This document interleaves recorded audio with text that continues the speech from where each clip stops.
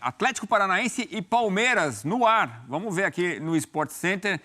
A gente também fica na expectativa aí da saída dos jogadores, dos treinadores. A gente vai mostrar para você aqui no Sport Center. O Palmeiras tem a chance de abrir o placar logo de cara, mas o Endrick, que foi quem sofreu o pênalti, acaba perdendo a oportunidade.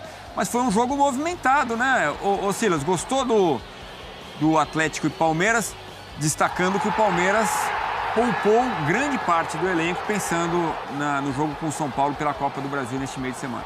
E o Palmeiras, eu acho que o Abel, a gente não viu entrevista ainda dele, mas eu acho que ele vai reclamar muito, porque inclusive a Renata, né, deve falar desse lance, então não vou nem me antecipar, mas nessa jogada aí... Pode se antecipar, eu já me antecipei já. É mais do que pênalti para mim. Mas ali, para mim, é pênalti, expulsão, porque o jogador vai com o cotovelo, uma jogada desnecessária. Primeiro que desnecessária é a própria jogada.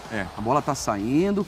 Já tinha acontecido na final da Copa Libertadores contra o Flamengo, que o Pedro Henrique vai expulso numa jogada parecida com o Ayrton Lucas. Era a final da Copa Libertadores ali, né? Que o Gabigol faz o gol com o passe do Rodinei. Ou era um pouquinho antes, mas era um jogo desses importantes, lá na Arena mesmo. Para mim falhou. Agora o Atlético, como não tem nada a ver com isso, manteve a sua postura, Atlético Paranaense, manteve a sua postura jogando na sua casa e foi se estranhar o Palmeiras, ganhando por 2-0 e acaba sofrendo o empate e com o Aderlan foi expulso, né? Não, Aderlan, o Vanderlan. O Vanderlan vai expulso, depois... o Garcia. Foi o Garcia. O Garcia vai expulso e depois ainda sai o Rony machucado. Então, assim... O Palmeiras termina numa situação bem, assim, prejudicada nesse jogo por conta da lesão e da expulsão do Garcia também. Aí o gol do Menino, né, que entra e a bola acho que parece que toca no Thiago Heleno e desvia. Mas foi um jogo muito bom, em se tratando das duas equipes, né, de Atlético Paranaense e aí o pênalti, né, o Jean Pierre também. Parece que estava lá na área conversando com o goleiro do Palmeiras, né? E aí depois o VAR chamou, ou seja, demora nas duas marcações. Vitor Bueno, que levantou o seu futebol, está jogando muito bem, está tendo oportunidades e está voltando a ser aquele Vitor Bueno que a gente conheceu, num clube que está dando uma oportunidade grande para ele. Os Vítors, né?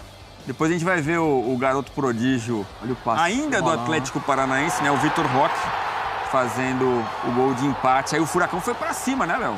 Foi e buscou, né? Com um jogador a mais. É curioso, né? Porque, assim, você pode olhar por dois ângulos o empate do ponto de vista do Palmeiras, né? Antes do jogo, pensando na escalação, preservando Rafael Veiga, Dudu, desfalque do Arthur.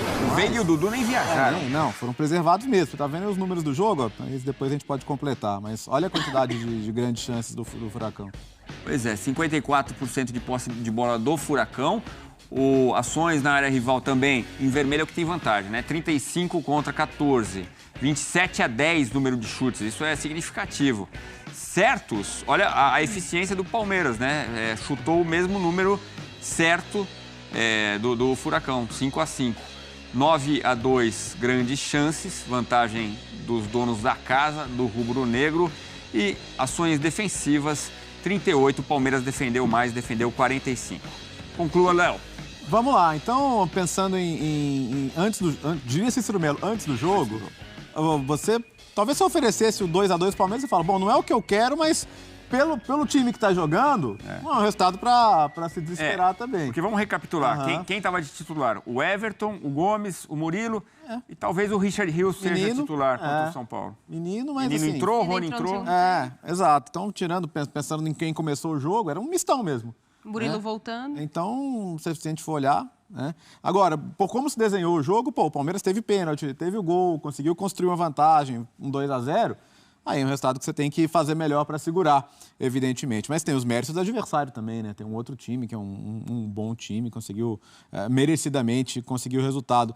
Eu acho que é um jogo que talvez a gente nem perceba hoje, mas pelo potencial desses dois jogadores, né? Ter visto o Endrick contra Vitor Roque, assim, um já está vendido, vai para o Real Madrid, o outro é capa dos jornais na Catalunha todo dia praticamente, pela ansiedade de uma negociação. Talvez seja um duelo que a gente vai ver muitas vezes ainda no futebol internacional. Talvez eles possam jogar juntos numa seleção brasileira, porque dá gosto, né? Muito legal. E assim, às vezes a gente esquece que o Hendrick tem 16 anos. Pô, bateu mal o pênalti. Ok, é aprendizado também. E teve personalidade para continuar no jogo. Sim. Mandou uma na trave, né? Se posiciona muito bem, se posiciona muito bem, sabe? Já sabe como achar os atalhos dentro da área. São dois jogadores, assim, muito especiais, né? Que a gente tem que curtir muito poder ver aqui ainda, porque um já tem data, o outro daqui a pouco também vai. Então eu acho muito simbólico ter visto esse duelo, né, entre eles hoje. A gente separou algumas imagens dos dois garotos prodígio que podem estar em Real Madrid e Barcelona, né? O Vitor Roque está negociando com o Barcelona. Eles podem estar lá no Camp Nou, no Santiago Bernabéu, muito em breve. Por enquanto estão na Arena da Baixada, que a gente... Liga Arena, né? Agora. Que a gente continue vendo aqui por mais algum tempo. Ô Nath, o futebol brasileiro é um celeiro, né? Esses dois, o que me chama a atenção desses dois, e isso eles têm em comum, parece que eles não sentiram muito ir para o profissional. Claro que tem um período de adaptação e tal, mas os dois parecem... Tem uma personalidade muito fora do comum, né? Sim, tem uma diferença de idade, né? Vale lembrar que o Hendrick tem 16 anos, vai fazer 17 esse ano, e é um jogador muito maduro tecnicamente, pelo posicionamento dele em campo. E o Vitor Roque é um jogador que já vem tendo desde a temporada passada mais minutagem no profissional. Já está jogando com esse time nessa temporada inteira e é um dos jogadores fundamentais. O Hendrick, ainda no Palmeiras, ele é mais um, né? Nesse coletivo tão forte do Palmeiras. O Vitor Roque hoje é uma das grandes estrelas ao lado do Fernandinho. Então você está respondendo a pergunta que o Vitor Roque é mais realidade que o Hendrick hoje. Hoje sim. Até pela oportunidade que ele tem de jogar mais minutagem no profissional. Há um processo, né? O Cássio, no final do jogo, a gente depois vai falar aqui muito sobre isso, ele fala desse processo dos jovens jogadores, de às vezes você ter paciência para não queimar. O Abel tem feito isso com o Hendrick. Há uma gritaria de que ele tem que ser mais usado, mas hoje o Palmeiras tem um time muito encaixado, os 11 jogadores. E claro que é outra posição, mas o Arthur acaba o Hendrick se tornando reserva, né? Sim, ele tem uma função diferente. O Hendrick é esse jogador para brigar entre linha de marcação, para incomodar o zagueiro adversário. Mas ele faz isso muito bem. Tenho a impressão, Silas, que o jogo deste domingo é para somar muitos pontos pro Hendrick, né? Sem dúvida nenhuma, aquilo que a gente falou, né? Num primeiro momento, o Abel manda ele para Disneylândia. Lembra? Porque era muito menino. Num segundo momento, o Abel trata ele de igualdade com os demais jogadores. Se tiver que jogar, vai jogar. Se tiver que ficar no banco, vai ficar no banco. Então, no Palmeiras, você acabou de falar, tem o Arthur, que chegou. Tem esse Luiz Guilherme, né? Sim. Luiz Guilherme joga pra caramba, tanto que liberou o Giovani, porque o Luiz Guilherme chegou. Aí tem Rony, tem Dudu. Tem o Breno Lopes, que estava entrando muito bem nos jogos, até tomando uma dianteira em relação ao Hendrick.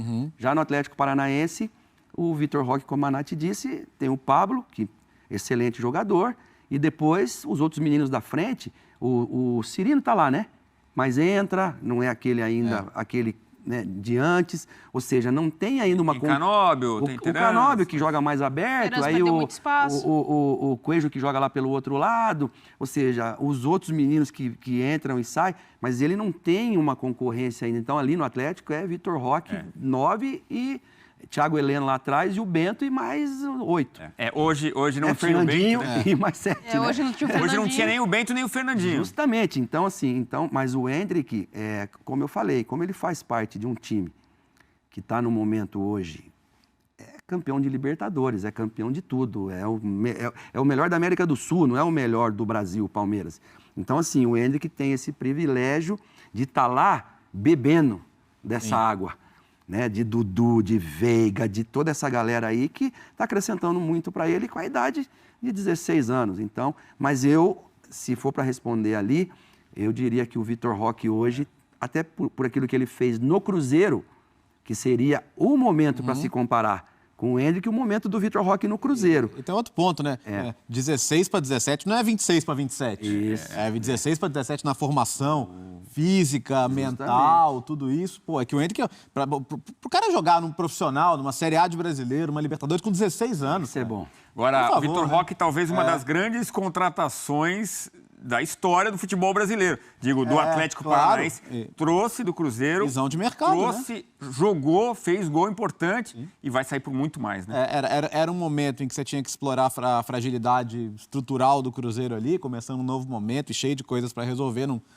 Você tinha que aproveitar qualquer ativo, né, para fazer dinheiro. E o Atlético foi muito bem nessa aí, né?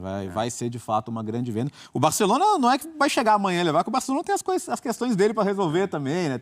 Ainda tem que vender jogador, tem que diminuir folha salarial, mas vai vir forte e imagina ele ter a chance de chegar lá, de repente, compartilhando vestiário com o Lewandowski no primeiro momento, o aprendizado que ele vai ter também.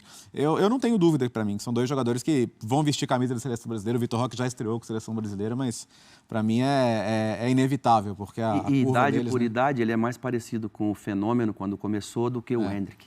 Com o Fenômeno. E há contextos diferentes, né? Porque se o Vitor Roque entra naquele Cruzeiro pela necessidade de salvar, é diferente. Claro. É diferente, né? Então, assim, ele entra num clube organizado, num time organizado e que dá a condição para ele de jogar. Vai lá e joga, faz o teu melhor. Desenvolve, melhora a parte técnica que você precisa desenvolver, mas joga.